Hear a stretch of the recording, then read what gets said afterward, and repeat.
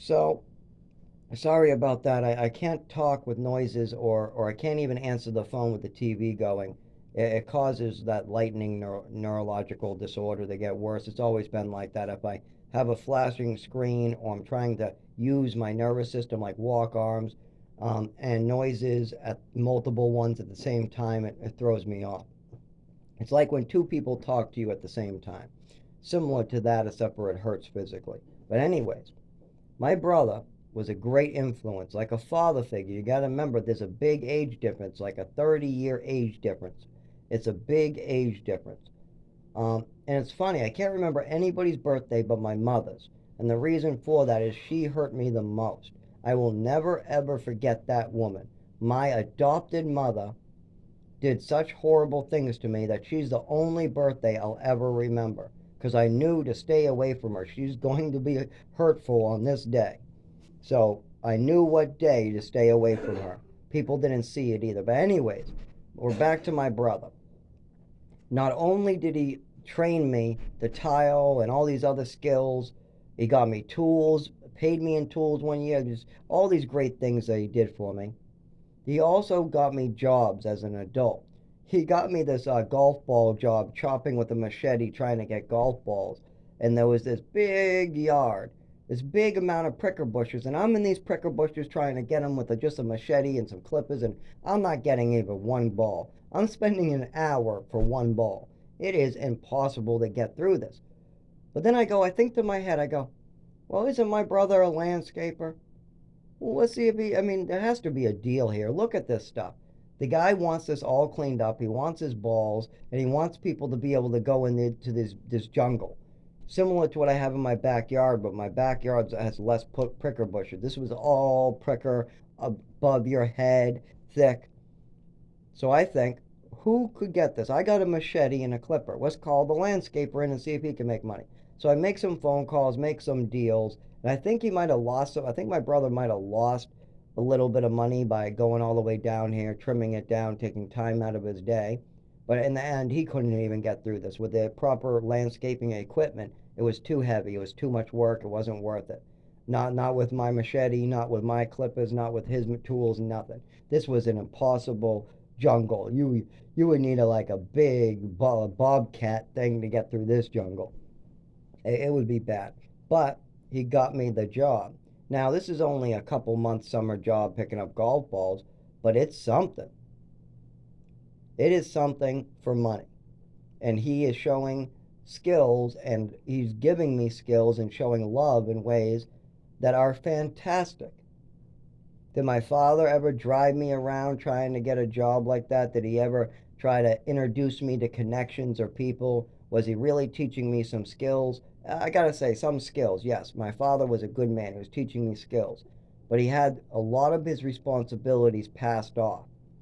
We had Dan, we had Tim, and then all my medical stuff was passed on to my mother. Well, it was dangerous. It was clearly a problem. My mother clearly had a problem and it wasn't being handled.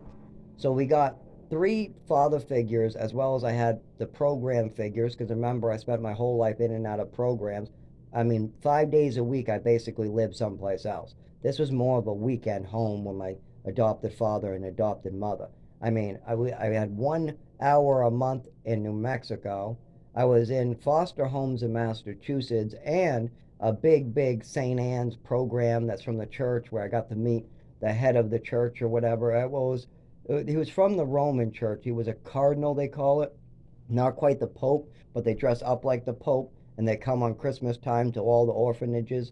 And that's how I met him. Is he was just one of these guys from the that just stops at all the orphanages. So I spent a lot of time in these programs, and then after when we moved back to Massachusetts at about 11 plus, I spent I don't know 3 years in Haverhill in a program. I spent another 2 to 3 years, and actually 2 years in a program in Lawrence, and I spent multiple months in and out of mental institutions, and the stuff they were doing to me in there was crazy. It was wicked hurtful. For somebody like me who just went to play with a slug and wanted to see if it was fireproof, I saw a video that said slugs were born from fire and fireproof, or maybe it was eels, but I thought they were slugs at the time. I went to test the theory. I wasn't trying to kill it. I wasn't trying to hurt it. I made that very clear. I was testing out if they're fireproof. And it sure looked like they were. So I stopped. I tried it, I stopped, and that was it. And I thought, well, maybe I could make a fireproof spray liquid or something. I don't know. These things sure do put off a lot of slime. And I'm thinking in my head about how I could invent something. I want to be some inventor at this time. I mean, I'm trying to come up with all these mixtures and inventions. I'm just want to like invent something when I'm like 11. So I'm being very inventive.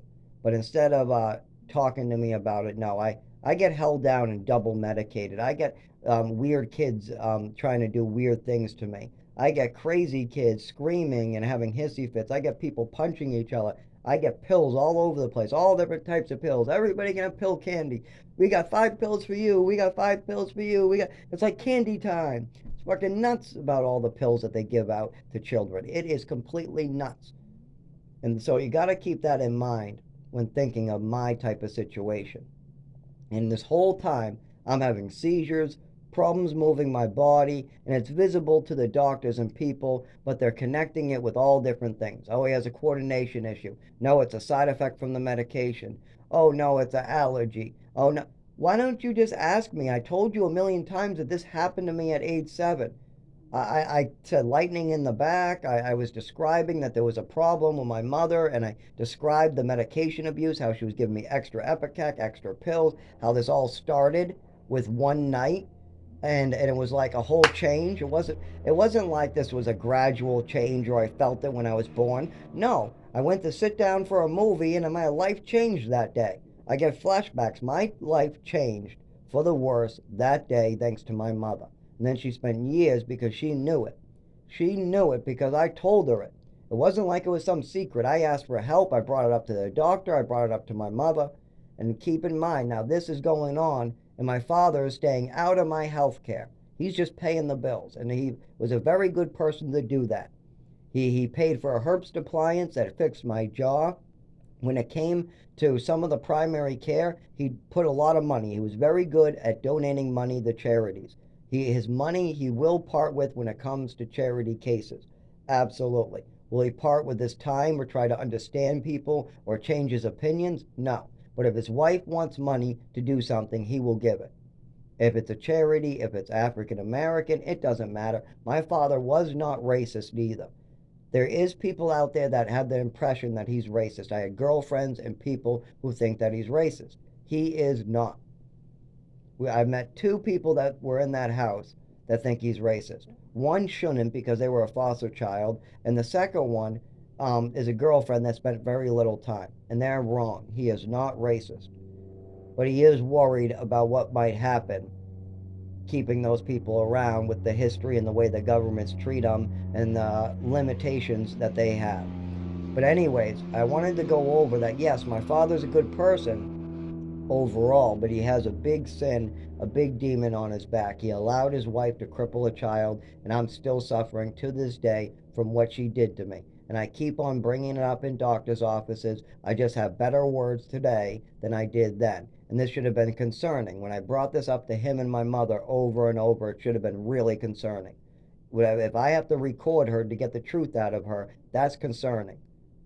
If I have to cry for weeks before she admits that it was her, that's concerning. If there are drugs being given and then I'm knocked out, and then I'm all of a sudden back normal for a week, and then I'm knocked out, and then for a month, and then I'm knocked out in important events like my adoption, or during that movie, or with the Epicac where she said that she gave me extra. These things are big problems that should have been addressed. That's his problem. He allowed this to go on, and there was things right in front of him that he should have handled. Red flags that any sane person would realize. I mean, any sane person would say, this wife of mine needs to control herself and needs some help. A sane person would have realized that. I knew something was wrong, and I was only a child. I didn't know what these things were. I didn't know what a mental illness was in my mother. I didn't know what her behaviors meant. I didn't know any of that. All I knew is that what she was doing was wrong. Something was seriously wrong with the way my mother was behaving. And it was affecting me in many ways, including my behavior. And that doesn't make it right the way I acted, but it also doesn't make what she did right or a fantasy. It is all real. But thank God I had a brother that was trying to look out for me because I learned a lot of skills. He was like a second father. And his friend, Dan, oh my God, I would have never had a girlfriend without him. You kidding me? If Dan wasn't there for me, I would have never had a girlfriend. But then my father, he picked up once in a while or things would go on, but as soon as they met my mother, they didn't want to come back over. Dan was a godsend because I had a place where I could bring girlfriends, I could hang out that would not scare my friends away. I could use him to pick up my friends and they had a good time. We'd go play tennis, we would go out to the park, we would go in the pool, whatever, and we had a good time. And there wasn't any screaming, there wasn't any creepiness, there wasn't anything. I mean, people got anxiety around my family for sure, but not my brother and not Dan. Those people did not give them anxiety. But when they came to my house, my father was fine too. They never, my father didn't seem to have much problem, except for I had one over and it wasn't good timing. My mother just passed away. I'm dealing with something and I don't know how to process it. He's dealing with something in a totally different way and can't process it. And I'm, doing my own thing. He's doing his own thing, and those things don't mix. So yeah, there was a problem with one of my girlfriends, and she thinks it's because she was African American. I told her that's not the case, but it seemed that way to her. It really was. Both his wife and my mother passed away, and we're both dealing with very different sides of this. He's dealing with a loss. I'm dealing with a loss of myself and a loss of my mother. But I was more concerned about never knowing what she truly did to me or how to explain it or how do you get a dead person to admit to what they did. I've been spending years picking away, getting her to admit the truth, and she did. Once in a while, I would get her to admit the truth. But once when somebody passes away, there's no more. And you can't show them love. You can't change the outcomes. You can't do any of that. I got to give more props to my brother, too. I mean, he had so many skills. I think that I even had girlfriends in his house. I believe that they felt pretty good there. A little too relaxed, but good. No, it was a good atmosphere. And having a nephew to have around and see some of the things that were going on with me. And most of the time during summer when we hung out, that's when we hung out. It was warm weather, hanging out. I'm bundled up. We'd run around. I would get hurt. I got hurt a lot. I got hurt a lot, or I would be having problems with throwing things, or my hand would something would slip out of my hand. There was a lot of accidents.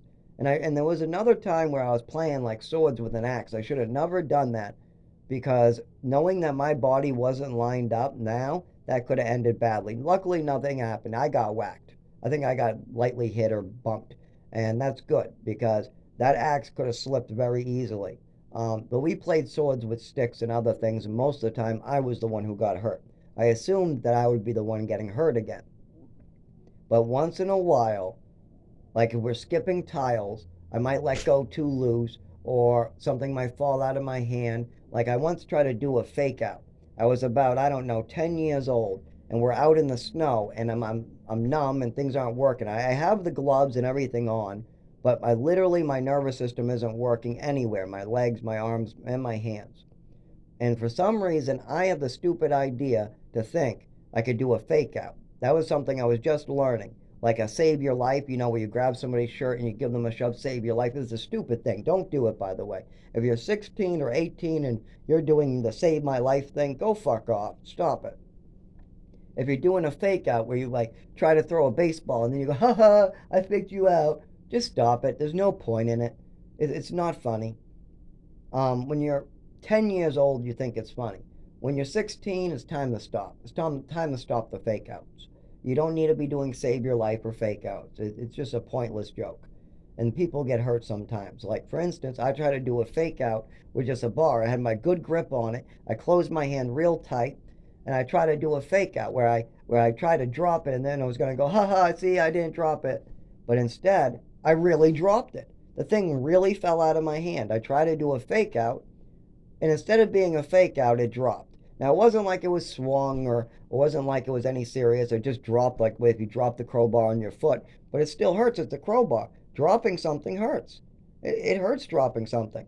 And I was just supposed to be faking out, but it slipped. I didn't even feel it leave my hand. When I saw it moving in the air, that's when I realized, oh, my hand isn't on it. Now, I figured it was the cold, But I knew something else was going on because even during summer while throwing or when I played tennis with because when I played with my nephew, I would get hurt a lot because I would test the limits of my body. And I would see what would happen because I have a normal person across from me that has a good body. My nephew has a good body. He doesn't have any of the neurological damage I got. So seeing him as a test subject for a good body and then seeing what my body could do was always great. So like when I jumped in a pool and sliced the back of my foot, I felt nothing. He thought, oh my God, because it was deep, I should have felt it, but I didn't feel it. Another time, I played tennis barefoot on basic hard sandpaper. It was green, but it was textured exactly like sandpaper, and it removed the bottom of my skin from my feet until it was like raw and bleeding. It was anybody would have stopped, but I wasn't really feeling it too much, so I kept on going until I removed so much skin that it was bleeding. And nobody else could do this. I mean, I can still feel it. Don't get me wrong. I felt it healing for a week, but I can push it beyond a point because my skin nerve endings are a little dull. I don't feel really well. I can let go with. I mean, I can grab onto things and then like my hand will let go of it by itself. Now it won't be a movement. I just won't feel it there. Cell phones will just drop and my legs will sometimes not work as I want them to. And like if I played tennis barefoot on sandpaper, I could go the whole match, remove my feet, bleed, and barely notice it until the next day. I mean, it's just that's the case. Anybody else would be screaming in pain for the limit of my skin. I mean, I've even taken razor blades and tried cutting before. Now, it wasn't the greatest thing in the world. To me, it was kind of numb, so maybe I didn't get the effects of cutting, but it was a good test to see what my body felt like. And I'm telling you, I felt very little compared to the inside. And I didn't realize what this was. I thought that this is how everybody was, numb on the skin. And then they felt more pain inside. And then the shaking I know was just me. I knew the tics, the shaking, and the uncontrollable muscle spasms and the lightning feeling in my back. I knew those were just me. And I would mention them to doctors on a regular basis, but you got to remember I had a doctor like every year, and they were the wrong type of doctor too. These are psychiatrists. So most of the time they just want to connect it to the medicine, switch the medicine around.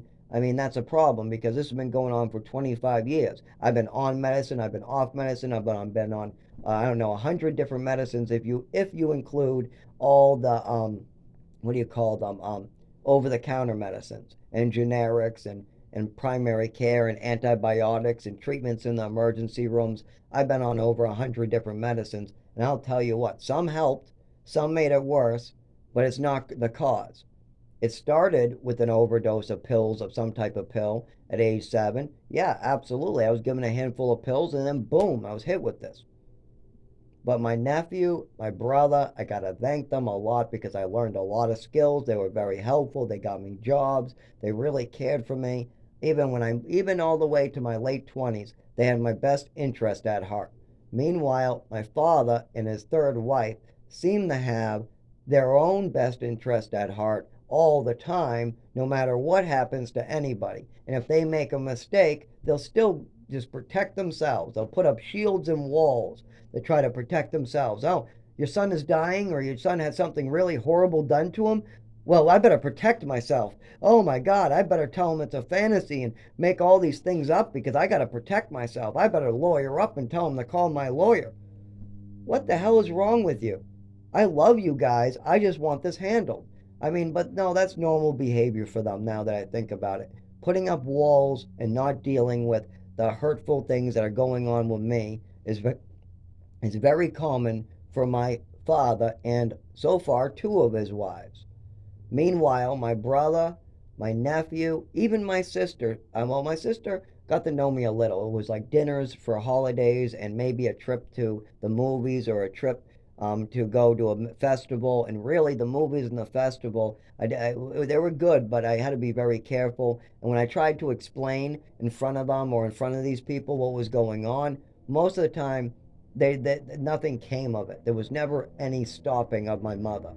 But I think they cared. I think my sister did care. I do believe I do like her husband a lot. They're both a little showy, but other than that, I like them a lot. They both seem like very good people. I actually know. I get to know her husband better than her, to tell you the truth. I can read my sister's husband very well. I can read his personality, I can read him. But my sister herself, I just never was able to read. And she never got a good read on me either. And that's kind of a problem. But my brothers, my nephews, all that situation I was able to work out. But my brother's wife, I just try to stay respectful with her, honestly, because she had no idea what was going on. In her country, they don't do these crazy things. So I try to just give her a lot of respect. If there was something she didn't like that I was doing, I would try to just not do it. You don't like these incense? Good. No more of these. You don't like this? Good. No more of that. Oh, Tim's talking about how I'm having sex or sexy stuff and you don't like it. Tim, stop it. No, no, no, no, no. You know, she's a respectable type. Me and you could talk about this someplace else. You know, she was a good person. I could tell. I could read her. She's an excellent person. Her culture is excellent. She just won't understand all this pharmaceutical American crazy hurting children and doing all. She won't understand any of this. She won't understand the medical problems I have. She won't understand the medicine I take. She probably doesn't understand how the therapy it really works and how psychology with psychologists in America works. I mean, a lot of this is foreign, and I just don't think that she would fully understand me, so I just gave her full respect. But as far as my brother goes, very helpful, very good guy. Is just like a second father, and my nephew was more like a brother. He was like a brother and a nephew, but I also was able to gauge what a normal body should look like. I mean, I can play tennis barefoot, but he wouldn't even think about it because he knew it would hurt him completely. He would play for 1 second and then he would put his shoes back on. He would not remove the skin off his feet. I know he wouldn't because he has a normal body. Me, I can test it and I barely feel it. It's not good. It could get infected, but it allowed me to know something is seriously wrong with my body because I can play a whole round of tennis, remove the skin off my feet, and barely feel it to the end. So these were good gauges of what was going on. And now when I talk to a doctor, I'm able to fully know that this is a neurological disorder. My skin is numb. I can't do this. I can't do that. This medication helps. This medication doesn't. I have all that information now. I'm able to gauge exactly what this is, but I'll need a proper doctor. These doctors don't seem to really want to listen, and I have a lot of information that will help with a diagnosis. They just want to get a quick diagnosis, pop some pills, and get me out of there. And that's a problem. No, because this is a complicated case, thanks to my mother. And you're going to need all the information. You're going to need all this new, well, not new, this old information. A lot of it is you're going to need all this old information, and I have better words to describe it. And I'm now an adult, so it's not my mother making up stories. No, now I'm just telling you the truth about what's going on with my body and when it started. That's it. This is when it started. It got worse when I took these drugs. It got worse when my mother did this. It got worse and when this. And it all started when she did this night. And then I wasn't brought to emergency room. And then also my skin is numb here. I can do this. I twitch like you can. Oh yeah, I see it. I see you're twitching. Yeah, that always happens. That's been happening for 25 years. We have reports from Dr. Rosenblum and other doctors, but I doubt we could find them thanks to my lack of transportation, that half of these were paper documents and now we use computers, and I was trafficked all over the damn planet. So yeah, this is gonna, it's not like I can, you just gotta take my word on it, I guess, or it doesn't matter. I guess if you don't want to listen to the patient, then we're just gonna get the wrong diagnosis. But I have good information to use. Taser like feelings going back all the way to Lowell. I got descriptions of lightning. I got a doctor, I don't know which doctor, but my mom and dad did bring me to a doctor eventually that said I had a coordination issue and that should be looked into. Now that just means you can't move your body properly. That's all a coordination issue is. It means you cannot move your body properly. So what was I given for a treatment? Ballet. Did they look into that why I have a coordination issue? No. They didn't look at what was causing the coordination issue. They just decided ballet was a good idea. This is the type of thinking that my parents had. Keep that in mind. A doctor says I can't move my body properly. And we've had a lot of other stuff going on. And instead of trying to look into this with a neurologist or a physical doctor, they decide to go with ballet right away. That is not some clear thinking right there. I'm a boy. I don't want ballet. I'm going to be made fun of. It's going to cause more problems in life. It's just like holding me back a year. How is they say it's because I would be older and the kids would respect me more or something, or they would or I'd be ahead of the other kids. I would not be ahead of the other kids. I would always be behind. That was, not good logic. No, she wanted it to look that way so that years later, when she went for Social Security, oh, he was held back a year. That was another part of the Social Security case. They had nothing to do with me being ahead of the other kids. That makes no sense. To be ahead of the other kids, I would have to jump a class. I would have to jump a grade. If I'm get held back a grade, that would make me older, made fun of as well. And then that was my mother's choice. That wasn't the schools. The schools said I could move up. They said I was fine to move up. But my mother said, no, you hold him back. No, you hold him back. No, you hold him back. Why was that decision made? It was for the future. She figured when she went for Social Security later, that would be useful. And she also figured there's no way Social Security is going to call this teacher and really look into it. So all they're going to see is Zach was held back a grade. They're not going to see why. So this was more information she was using to try to establish a Social Security case. There was drugs involved. There was many doctors that she was lying to. She was twisting my brain. She was trying to also brainwash me in ways. And I hate to use that word because it sounds worse than it really is. But she was manipulating me to do awful things, like lie to the doctor or tell them I'm schizophrenic, or they would give me medications and then leave out the side effects, or when I'm explaining side effects to them that are on my medication list, leaving that out at the doctor's office that might be a side effect. When I'm really knocked out from the medication and then I'm hyper and then knocked out from the medication and hyper, trying to describe that as another disorder. Now, there was many times where she pushed stuff that just was non-existent too. She would make up a story and then push it. Try to get people to just go along with her on a nonsensical fantasy. It was terrible. There was plenty of these where she would make up some idea or story and then she would try to get everybody to get in on it to get a diagnosis for me. Schizophrenia was the one that I would not go along with and I got in a lot of trouble for that. She kept on wanting me to go in and tell them that I hear voices and I'm schizophrenic and she's gonna no, no, no, I've seen it. You really no, no, no, and then she'd get mad at me when I tell her no. I would be like, no, I'm not schizophrenic, sorry. And then I was hoping she'd be happy. I would describe, oh no, no, I don't hear any voices. But instead she would get violently mad.